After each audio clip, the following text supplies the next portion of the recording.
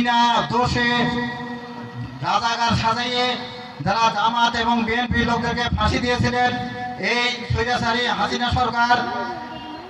তারপরে গত মাসের 5 তারিখে যে বৈষম্য ছাত্র বিরোধী আন্দোলন হলেন, সেখানে অনেক আবু সাইদ সহ অনেকেই তারা শহীদ হয়েছেন। তাদের দুহের মাগফিরাত কামনা করছি। সবাই বলেন আমিন আমিন। তারা যেন কবরে তাদের যেন গোড়াদাম মার হয়। শহীদ মুগ্ধ ভাই পরপর 2টি যখন গুলি তার বুকে লেগেছে, তারপরেও হাতে পানির ব্যাগ। আপনারা সবাই দেখেছেন, পানি লাগবে পানি, এই কথা বলতে বলতে সে যে গুলিবিদ্ধ, তার যে এখন চিকিৎসার প্রয়োজন, তার যে হাসপাতালে নিয়ে যাওয়ার প্রয়োজন, সেটা সে এটা অনুভব করে নাই। তিনি বলেছেন পানি লাগবে পানি।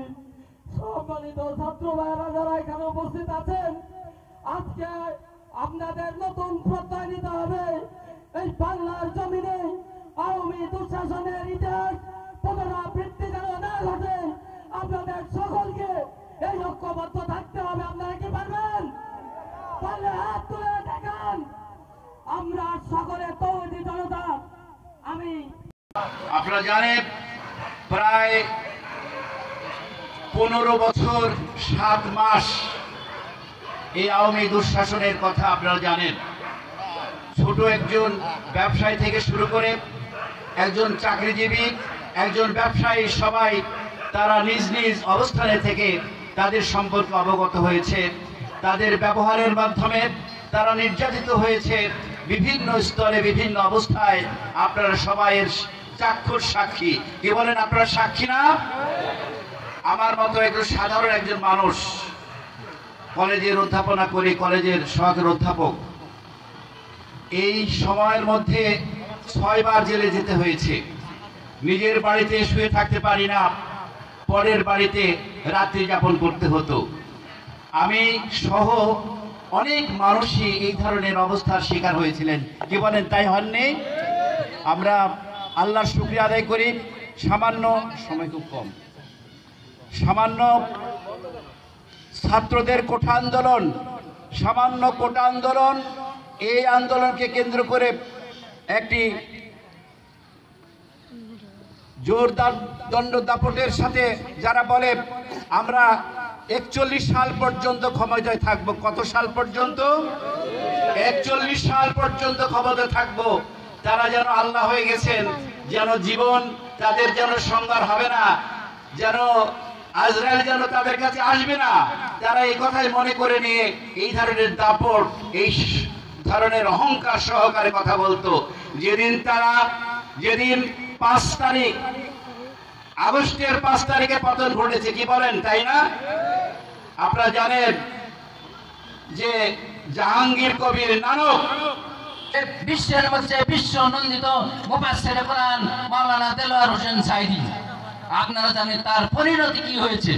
তার কাজই ছিল যে বাংলাদেশের মানুষকে কোরআনের পথে আহ্বান করা।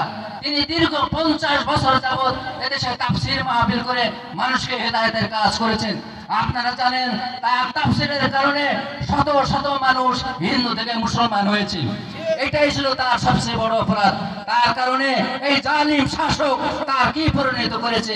সম্মানিত উপস্থিতি, আমাদেরকে এই জালিম শাসক থেকে আমাদেরকে আল্লাহ রাব্বুল আলামিন মুক্ত করেছেন।